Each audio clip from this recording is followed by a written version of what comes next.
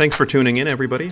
I had a conversation with Brian O'Rourke, economist at Robert Morris University, and we asked ChatGPT several economics questions. I intended for our conversation to be in one video, but it became about an hour, so I'm actually splitting it up into either 2 or 3 separate YouTube videos. Here's the first part of our conversation. I think it's really fascinating. I hope you agree, and let's go to it right now. Thank you, everybody, for joining Econtastic for another video to examine economics in hopefully what you'll find is a fun way. Excited to have Brian O'Rourke with us again. Some of you might remember Brian if you watch this channel regularly. So we discussed economics and superheroes in a video that we will link to in the description. It was a fun conversation, and this time wanted to ask ChatGPT several economics questions, get its input. We have not asked ChatGPT yet. We will see what ChatGPT says, and then you will get our reaction to what ChatGPT says. So Brian is professor, and then you've got a named professorship at Robert Morris University. That's correct, right? That is correct. Yeah. So I'm in the Simon Fellow for Free Market Economics there. Simon Fellow for Free Market Economics. Mm-hmm. For non-academicians, I believe I'm saying this right. For non-academicians, you often start out as an assistant professor.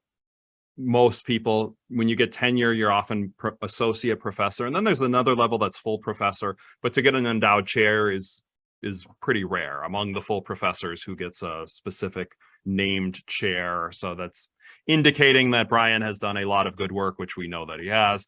Author of several books examining economics and superheroes, economics and Harry Potter, and also is co-author on a textbook with Dirk Battier and Lee Kopic that W.W. Norton publishes. We'll put a lot more to the bio, but Brian, thank you for joining me again today. Well, thanks for asking me, Matt. This is a really cool topic, so I'm interested to see what the old ChatGPT has to say. So we each have a few questions, and I've shared my questions with you. You haven't even shared with me, so I'm excited to just know what questions you're asking once we get to it. But I can enter in the first one if you don't mind. Yeah. I'll just enter it in on mine. And the first question that I'm curious to see, what does ChatGPT say, is what is the impact of a minimum wage increase? That was actually one of the first questions I wrote down. And then when I saw what you were going to ask, I just scratched that one out because there's a lot of angles to go with this. A lot of different questions. I mean, I have so many questions. I can't wait to see what the answers are to some of these.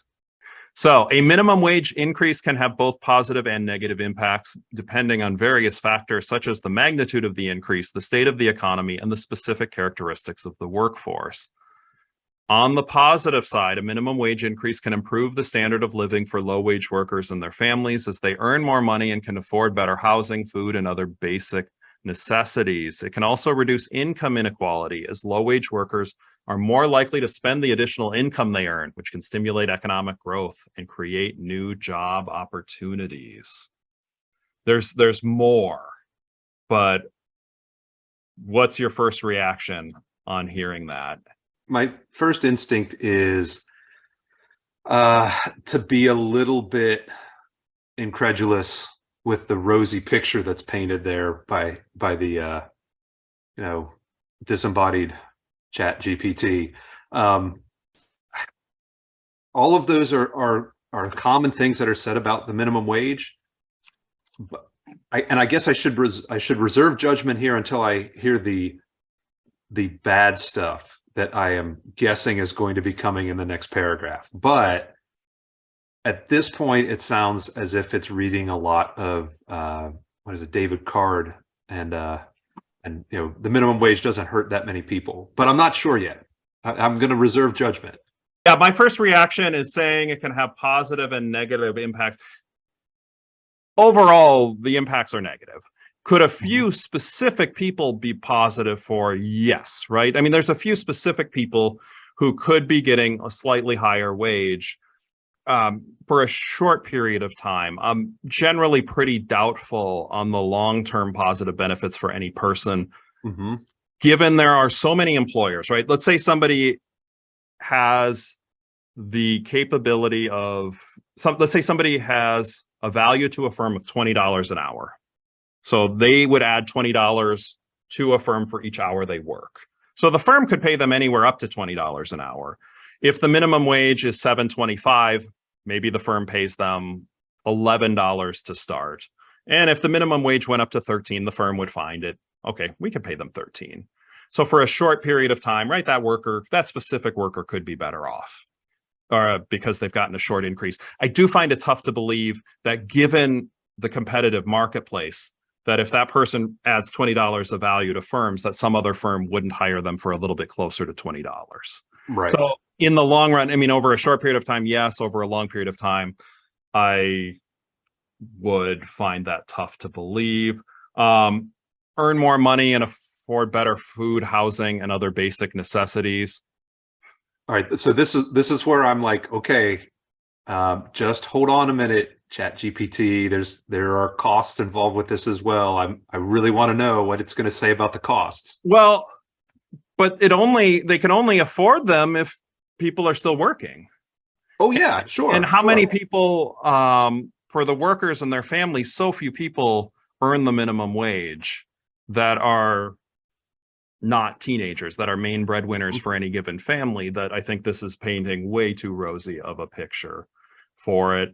And it can reduce income inequality. Well, I guess in theory, but it could also increase in income inequality if people aren't getting jobs. And if people are not getting jobs now, it could increase income inequality 20 years from now. And we won't even know. We can't even point to that. It'll be very difficult to point to that. But if a teenager is not getting a job right now, they're not gaining the job skills right now. So that's the side struggle. So you want to hear the rest of it. Oh, I need to know the rest of the story here. Okay. There's got to be something. On the negative side, they go to, some economists argue that a minimum wage increase can lead to higher unemployment, as firms may reduce their hiring or cut back on hours to offset the additional labor costs. This can disproportionately affect younger workers and those with less experience in education. Additionally, some firms may pass on the higher labor costs to consumers in the form of higher prices, which can offset some of the benefits of the wage increase. Okay. All right, so that was the first thing I had written down here. All right, like, it's got to talk about how if labor costs go up, then prices can go up, and that's going to offset. It's going to offset some of the gains that might be felt by the people getting a higher minimum wage. It didn't say anything, and I assume there's still a little bit more. Okay, all right. Final paragraph. Overall, the impact of the minimum wage increase is complex and depends on many factors. While it can improve the lives of low-wage workers, policymakers need to carefully consider the potential trade-offs and unintended consequences when deciding whether and how much to raise the minimum wage. Okay, other than that being a total cop-out in that last paragraph to say that, we don't know that much. It seems to me as if this answer is skewed very much in favor of, all right, minimum wages have a lot of really good benefits and not much on the negative side. And so other than the costs and prices going up, the other thing that jumps out at me that is missing from this answer is the impact that it can have on students who are deciding, I'm going to go take a minimum wage job after high school rather than going and trying to improve my human capital. Because that minimum wage is just now enough to make it seem as if going to taking that job is more beneficial than going to college or going to trade school or going somewhere and looking at the long run picture. It's funny, I'm pretty anti minimum wage, as I think they're bad for society, like in everything that I've done. I generally don't bring that one up. That third paragraph, okay, I don't like that they say some economists, which I guess is true, but in a study and we will post this study, but, a recent study showed 80% of the studies in a meta-analysis showed a negative impact. So most academic research shows that a minimum wage increase leads to higher unemployment. And it says this can disproportionately affect younger workers. Once again, when looking at all of the studies, the vast majority of them show, yeah, it does disproportionately affect younger workers and those with less experience in education. So I don't like that they're saying it's some or it may, but I agree. Part of the biggest reason I actually am opposed to them is those things. I think it's so negative. The higher cost, labor costs to consumers. Some firms may pass that along. Yeah, I think that might be, to me, the most correct. Not every firm would. Some a lot of firms them do. I mean, all you have to do is stop at a fast food place these days, and you can see that. I mean, it's not a minimum wage issue. It's just, as labor costs go up for businesses, those costs get passed on. Yeah, that's very true. That's very true. So, kind of curious. This was better than I expected. Maybe I was expecting bad on this, but I didn't think it was. Quite frankly, I've seen some PhD economists way worse than this write-up. Depending what grade level, I'm trying to think of what a grade I would give ChatGPT on this. Yeah, but what grade would you think on this? Let's say I'm thinking that this is, in the great world of grade inflation, I would say this is a fairly solid B answer. I mean, if it's an exam and they're timed about how much can you write about this, and I would say this is an 82 to 85% answer. I think for, if that was a senior level class, I think I probably might say that. I think I might even go higher if it was my introductory. I would have some quibbles about not knowing that, okay, you said some, and what evidence is it that it really is going to improve? One of the big issues they didn't say, that a lot of people will say, is the minimum wage can help people get out of poverty, which to me is a joke answer, a joke explanation, as the minimum wage, even the federal minimum wage, if you have a 2-income household, you basically are out of poverty if you're working full time. Right. Even at the low wage. So it could help people if they maintain their jobs and they're at the minimum wage and they get a raise. Sure, they could make more, but this whole getting out of poverty thing seems insane to me. I would agree. I would agree with that. So, all right, so you get to ask. I can't. I'm. I can't wait, man. I gotta ask a question. So, like I said, I have a ton of questions, and I'm kind of curious. I'm going to probably need your help because I have so many, but I've got kind of easier questions. I've got a little bit harder questions. I actually have a question from the AP exam that would be, I think it would be really interesting to see how ChatGPT answers that. Surprise me. We have a limited amount of time, but if this goes well, we can always schedule another call. All right. So I'm going to ask ChatGPT, is Bitcoin a viable form of money? Ooh, I'm very curious to see this answer. All right, so here we go. It's going to spurt out the answer. If you could copy it into the chat once it's all out. Sure. All right, so it is saying that Bitcoin is a digital currency, so it's giving me some background here, that has gained widespread popularity and adoption in recent years. While it is not yet widely accepted as a form of payment by merchants, it has become a popular investment vehicle and is used by many individuals as a store of value. So that's how it starts. And it's finally finished. I'm going to put there we go. That full answer is in the chat box now. So whether or not Bitcoin can be considered a viable form of money depends on one's definition of money. Traditionally, money has 3 functions. It serves as a medium of exchange, a unit of account, and a store of value. Bitcoin can serve as a medium of exchange as it can be used to purchase goods and services from merchants who accept it as payment. It can also serve as a unit of account, as the value of goods and services can be expressed in Bitcoin terms. However, the volatility of Bitcoin's value makes it difficult to use as a reliable store of value.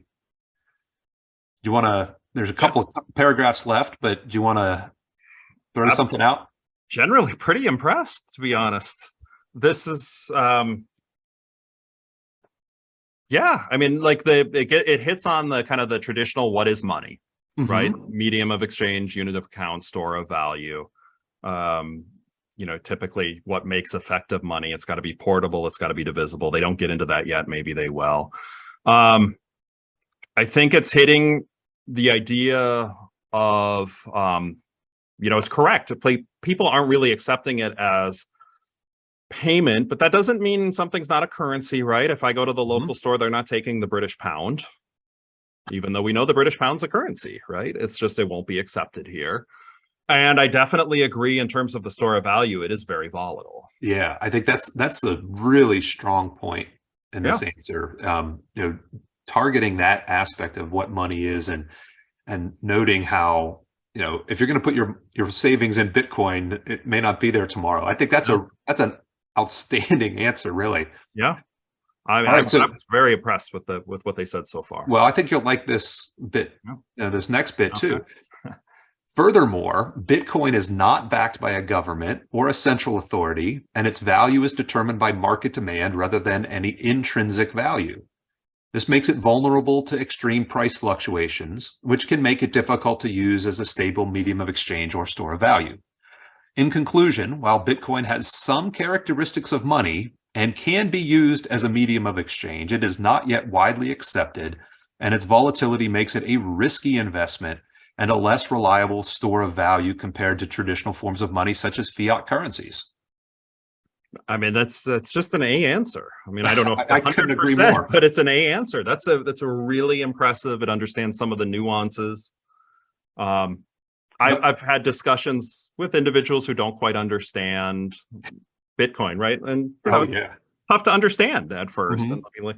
But it's not really anything. It has no purpose. How could it be worth anything? And I'd ask, well, what about gold? I mean, is it really worth anything? Well, yeah. Why? Well, it's a store of value. It's people, medium of exchange. Well, maybe not so much, but I think it's kind of a currency. Some places do take it. I have actually used it, as some people who know me well. I've been known to place a wager from time to time.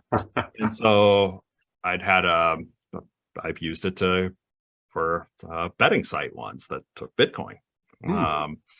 But so I have a little bit because when I cashed out, it went into that. But the only small quibble I have with this answer is that it mentions twice in here that Bitcoin is a risky investment, and I would, because the question has to do with money, I would shy away a little bit from focusing on the investment aspect of Bitcoin. But if a student gave me this answer on an exam, I'd be convinced they knew what they were talking about. Yep. Yeah, there's that part. When I think of an investment, I think of somebody trying to work hard to earn money for me. Like if I buy a stock, you have company, the people at that company, they're working hard to try to earn me money to make profits.